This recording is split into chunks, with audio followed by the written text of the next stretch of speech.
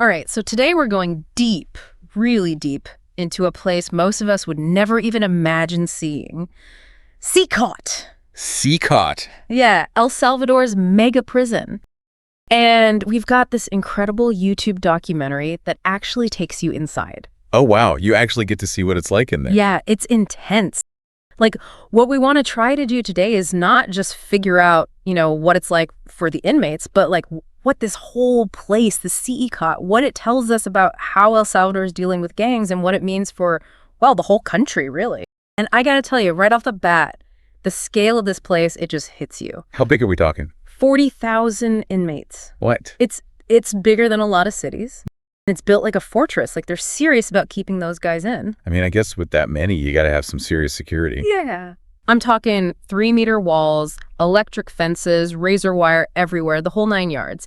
They even have signal jammers, so no one can communicate for like 2 kilometers around the prison. Wow. So, how does the documentary even get in there? Well, they show the whole process. They had to take off all their jewelry, go through this crazy body scan that showed their bones and everything. They even had their socks inspected. Seriously. Socks. Yeah, it's intense. And I think it really speaks to the kind of people they're dealing with in CECOT. These aren't just any criminals. These are, guys that consider the most dangerous in the country. A lot of them from those notorious gangs like MS-13 and Barrio 18. And that kind of leads to the bigger question. How did all these guys end up in there? Yeah, good point. Well, El Salvador's president, Nayib Bukele, he started this huge crackdown on gangs back in March 2022. Oh, right. I remember hearing about that. In just over a year, they arrested something like 70,000 people and sent them straight to CECOT. That's almost 2% of all the adults in the entire country. And the documentary shows this mass roundup. Oh, yeah. There's this footage of buses packed with men in shackles, heads down, surrounded by guards with, assault rifles. It's pretty unsettling. Jeez. And it really makes you wonder, when you're moving that fast, are there innocent people getting caught up in all of this? Especially since once they're in, there's zero contact with the outside world. Right. No calls, no letters, no visits, nothing. It's like they just disappear. It's kind of scary to think that families might not even know where their loved ones are. So what's it actually like inside? I mean, can you even imagine 40,000 people in one place? Well, they've got it broken down into 8 modules. Modules? Yeah, each one holds over 2,500 inmates. Still a lot of people. Oh, yeah. And the cells are jam-packed. They've got 150 men crammed into a space meant for way fewer. Wow. That's got to be intense. The documentary host describes it as this feeling of controlled chaos, like hundreds of eyes on you, tension everywhere, not a place you want to be. No kidding. And, as far as a daily routine goes, there really isn't one. They're pretty much confined to their cells all day, just 1 hour of exercise a week. It sounds like sensory deprivation almost. Well, and one detail that really stood out to me was the lights. They're on 24/7. What, for security? Yeah. So these guys are trying to sleep with towels over their heads just to block out the light. Can you imagine? No wonder the tension is so high. I mean, you have to wonder what that does to a person's mind after a while. Totally. It all seems very deliberate, wouldn't you say? Oh, yeah. And that brings us to another big thing about CECOT: deprivation and control. This isn't about rehabilitation, it's about punishment. Right, like making a statement. Exactly. And the documentary shows you just how limited everything is. Toilets shared by 80 men, showers with plastic dippers, and 1 basin. It's pretty hard to fathom. Wow. And they take away almost all their possessions. They get a sheet, a uniform, socks, slippers, and a towel. That's it. Nothing else. Nope. And even shaving, they're only allowed to do it every 2 weeks. I mean, I guess that makes sense for hygiene, right? Well, yeah, but I think it's also about making sure they can't hide anything. Makes you wonder what they think they're going to hide. Right. But here's where it gets really interesting.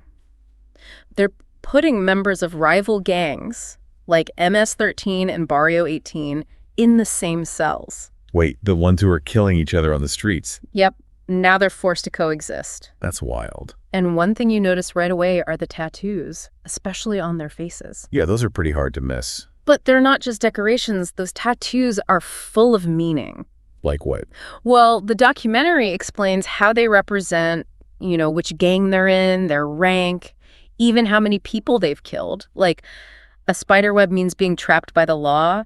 A teardrop means a life taken. Some even have devil horns, showing their loyalty. That's pretty chilling. It's a reminder of how brutal these guys were on the outside.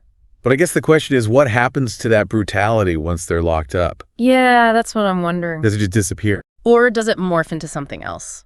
Good question. And that's what we're going to try to figure out as we go deeper into this documentary.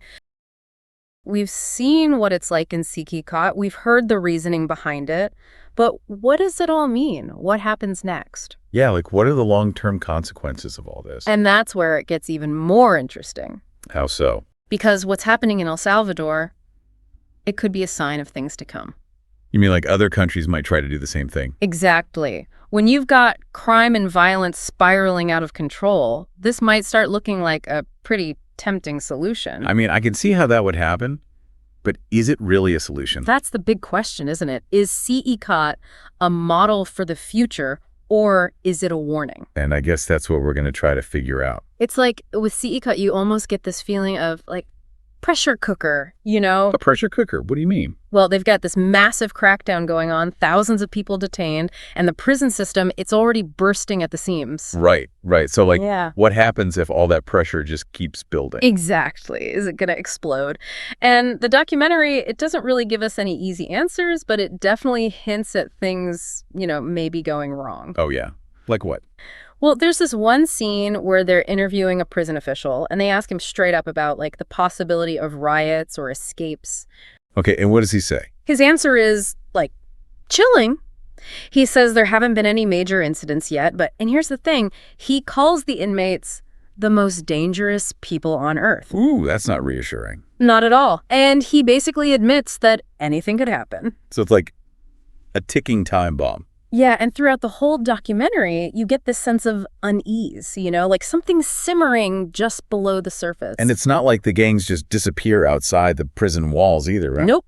The documentary talks about rumors of retaliation plots, targeting innocent people. Wow, so it's like if anything happens inside, it could spill out into the streets. Exactly. And then what? The government cracks down even harder, civil liberties get eroded even further. It's just this vicious cycle. And El Salvador has already been through so much, right? I mean, their history is just full of violence. Mm-hmm. Civil war, gang wars, political instability. It's like one thing after another. But one thing that's definitely clear is that CECOT shows us the human cost of all this violence, the incredibly hard choices that have to be made. Yeah, it's a stark reminder of that. And it's not over, The story's still being written. We don't know if this whole thing will work, if they'll actually get rid of the gangs, or if it'll just create a whole new set of problems. It's like a giant experiment with no guarantee of success. And the whole world is watching this experiment unfold, trying to figure out what it means not just for El Salvador, but for everywhere else. It's like they're holding up a mirror to the rest of us,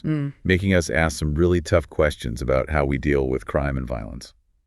So as we finish up this deep dive, we want to leave you with one last thought. What does true justice really look like? Is it about punishing people, rehabilitating them, or something else entirely?